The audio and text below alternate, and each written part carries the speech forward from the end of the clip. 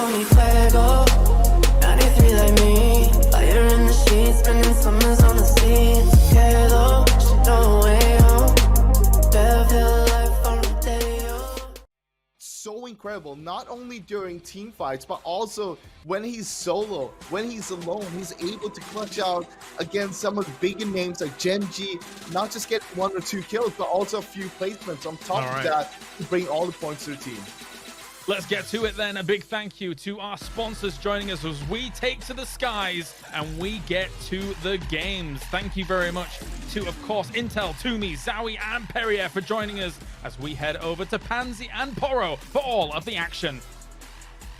Oh my good God, it is good to be back. It feels way too long, Poro, but before we get into talking, let's remind you at home, Pgi.S here is presented by Intel, where the gaming happens. Poro, we got the first game, the 10K ticket awaits. This is going to be sick.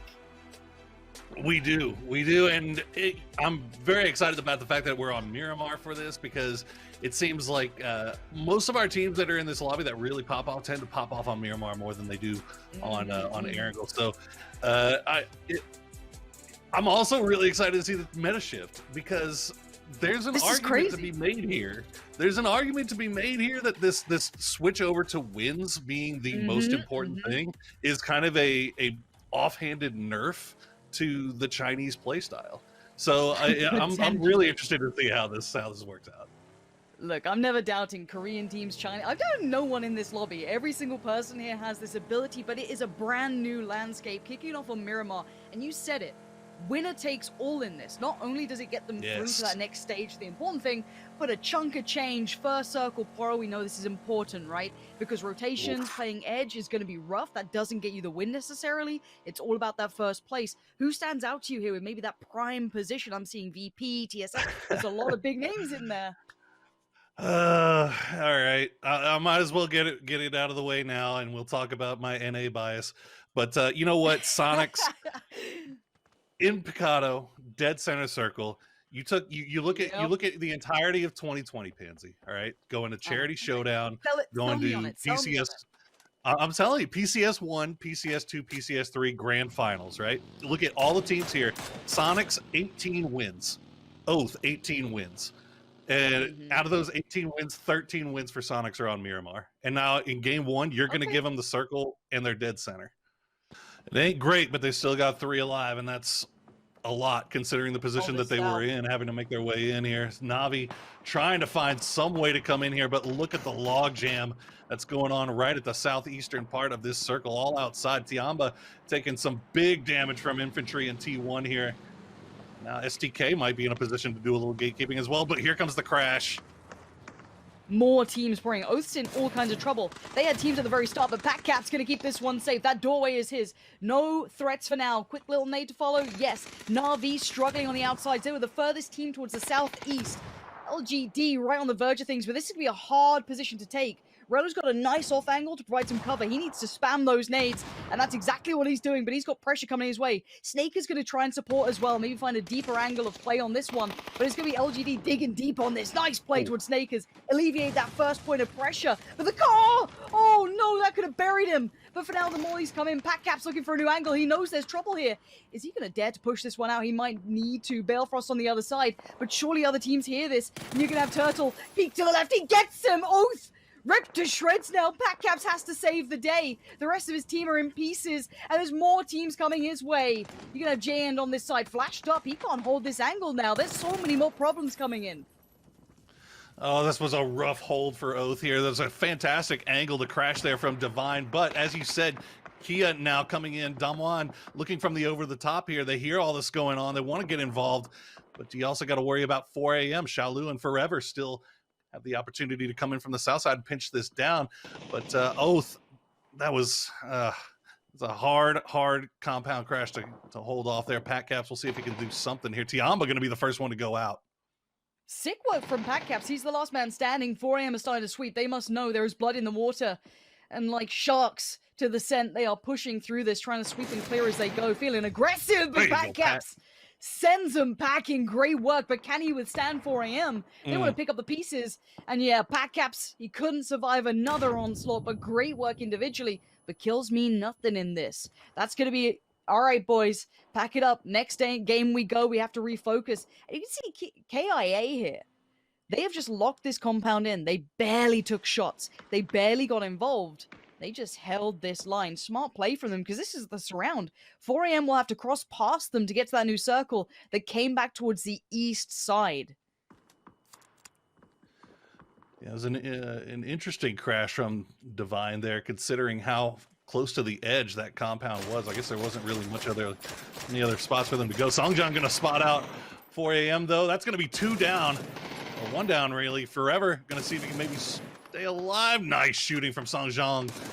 Indigo is knocked, but the rest of 4 a.m. now has to come and crash onto this. Godby and Crazy in the vehicles on their way over here to provide some support. Let's see if they get there in time. I think it's way too late. It might be.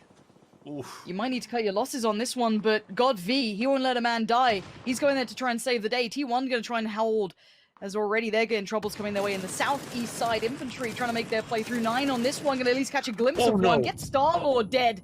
Hops out of the car. That's not gone well. And already Infantry looking to maybe extend a little further here. They need to keep going forward. Shoot to Kill's going to have angles on this if they're not careful as well. Already Adder's in danger. You can see all the nades, all that util being poured through. 4 a.m.'s trying to break back towards KIA as well. That's Indigo gone down. That's over towards Graveyard. So 4 a.m. not dead yet. And Bolyong and Nyan have a nasty little flank going on here if they can get away with it. Dangshe heal up inside the smoke. Aqua 5 coming up over to see if he can keep this. They know they got the first knock. Longscrow not able to get the res off in time, so he's just going to have to go back to defending here. Aqua 5 got knocked really, really low. Bolyong trying to come up over the top and maybe get involved in this fight, but I feel like Ifty is taking a little bit too long to spring this trap on top of them. You can't let T1 get this much control. The trade comes in, but not without a loss. T1 is still being dangerous, and look at the state of infantry. Just 1 man alive, and now plenty of threats all around. You've got to be so cautious. So many smokes litter the battlefield.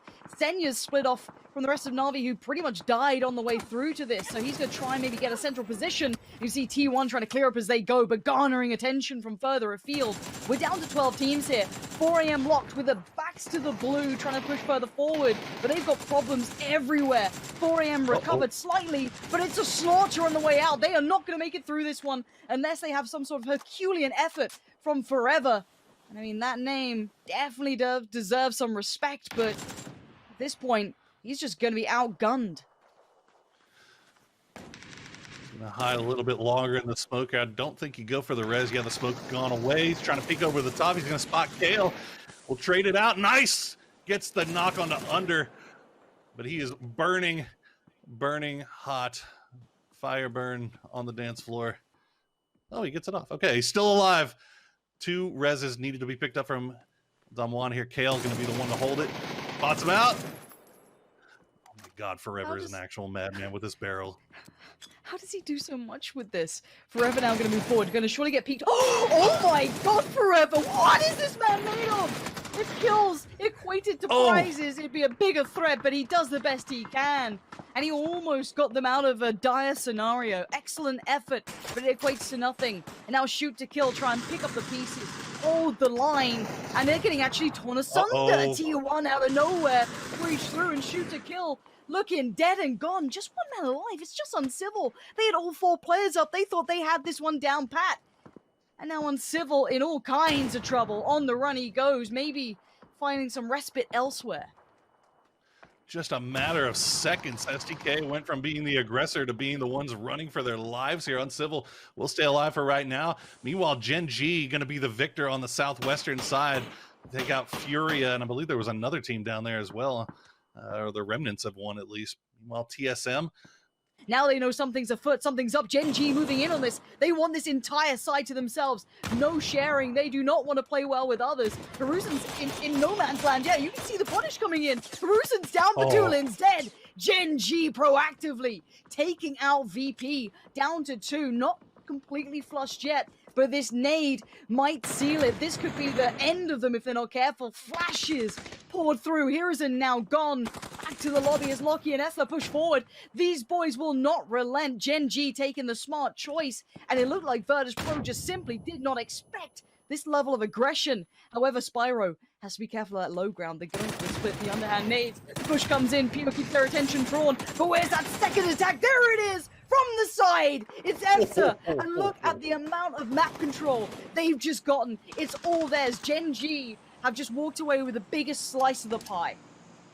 Oh, that was such a 200 IQ push from Gen.G. The bait with an Onyx being sent across the street was absolutely five-head stuff, and I can't wait to see the analyst desk break that one down because I know Frost saw that one. But now we have to worry about this. TSM trying to push up. They have DA and T1 both on this ridge line. Iroh going to try to work around these smokes here. T1 just dancing. Oh, he's got a shotty! What? Okay, people, I was questioning at the start why Iroh had a shotgun, but hey, look, what do I know? I mean, he probably didn't have much time to loot, but it does look like the push is coming in from DA. They want to clear this out, but it's not going to be an easy fight. There's some big dogs down on this side. You can see Smash got the last one there towards Adder, it looked like. So that's going to be T1 flushed out. Wait, what? Miracle and Wookie just backhanded DA in a split second. What Hello? a push. What an actual push there from TSM. Wookie still... Okay, he's got a meeting now. He was talking about Wookie there. Indigo, they forgot about him. Okay, that was almost a little bit Monka there for Vard. He does manage to flick on him very, very nicely, though. But while all this is going on, Team Liquid still just vibing in the middle of the circle in their shack. No worry, not a care in the world. The only thing Liquid has to worry about here is allowing anybody to get close enough to get into grenade range or Molotov range or any throwable range, really. And to be honest, Vard and Miracu might actually be getting there soon, but now the fight's going to break out between Gen.G and Soniqs. Soniqs going to be the aggressor here. They could do this again, but H-Win gonna dig his heels in. Oh, that's sick work coming out. Gen.G, the line was held by Soniqs. They're not letting anyone past. That's the first time someone's denied Gen.G from what they wanted. And now TSM, this is EU on EU violence. Oh no, the fans are gonna be heartbroken, but Miracu, he doesn't care. The AK locked, loaded, looking deadly. Sprays in, gets it. Miracu's on one today. And now the flash may come out, but already TSM, hey, they've turned their attention. Gen.G just got some more coming down their way. It looks like Wookie might have a line on Soniqs as well. TL, they're actually going for these reses inside the smoke, and they're actually getting away with it as well, because I don't think Miracu has any type of utility right now, with the exception of smokes. You see Ibby, I think, might be burning right now. That might be the one to go down. I think you're going to get the credit for that one. H-Win spotted out Loki, and they are just raining the bullets down, trying to blow up that vehicle. Timing's gonna be a factor. Loki runs for cover, but he's so close towards the blue now. You can see it so nearby, and Wookie, he's considering clearing this one through. Loki's just trying to live, but you can see so much attention is being put his way. Shrimzy, don't do that to Wookie. He is the bolty man. Don't you dare. You can't do that. He's got like the anti-bolty armor. It doesn't work on him like that. But Liquid still are the gatekeepers to this middle territory. They're still in there with 2 of them alive, TSM with 3. You still have Soniqs with 4 players. That's the scary factor here. They have room to play. But wait, they're getting proactive on this bad boy. Okay, we've got a little bit of a play coming out, a little bit of push down from south to north. They're going to make the play towards Loki. They want another team gone. Open up some avenues of approach. Good tag comes in. That's a headshot. Loki going to try and... No way, you wouldn't dare. Don't you dare do that to me. Loki is gone. We're down to 3 now. Team Liquid, TSM, and Soniqs. Now Liquid, once again, wait, no, what? How did he just go down to the blue? But James just got traded on. Okay, Soniqs are still holding on to this. It's not looking rough yet. No big answer has been found to what they're trying to do here. They switch up on position. They are going to be split between 2 teams. They could still be a threat if they take too many fights at once. If Liquid decide to finally get involved, there could be danger. It's taken a while, but I think Tiggleton might have started to finally wake up. Shrimzy will find one Miracu now, the last one up for TSM, and now TL. The time to strike has come. Clib and James leaving the compound, starting their wrap around the low side. We'll see if Miracu can get the res onto Vard before anything happens here. No, he hears him coming. The flash. Miracu's on red alert, but he can see nothing. And the share of the kills, we're down to, I think, 2 players standing on either side. 2v2 now. H-Win, though. These guys have been on point. Liquid have been quiet so far, but would they dare be the assassins? Just patiently waiting this entire time. All Soniqs, loud and proud, pull this one away. Nades coming through. Everyone exchanging utility, Molotovs, pouring everything into this. But the ridgeline defines this. Now, who makes the push first? Jeems wants it. You can see him starting to look here. Up above, he might see Shrimzy now any second. It's going to be on this ridgeline. As soon as he crests around, he sees the head. He takes it. And now one for either side. Jeems just needs to find Shrimzy, but Shrimzy does the dance. He's not going down without a fight here. Shrimzy, 15 bullets in the mag. He's going to adjust the position. Because Jeems dead. No way!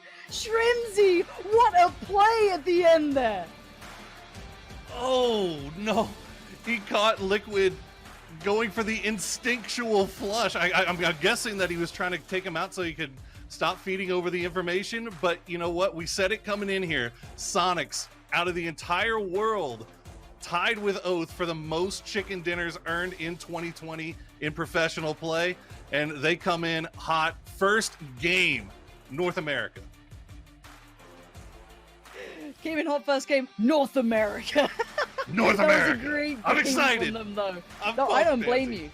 You have a reason to be excited with a win like that. They weren't quiet, they weren't passive, they weren't pulling a Liquid, and I don't even blame Liquid for doing it. But that was just an excellent bit of play. They had great positioning on the circle. They held everyone accountable in that final couple of circles. Never looking lost, never looking without an answer. Excellent approach here. That's the 10K ticket right there.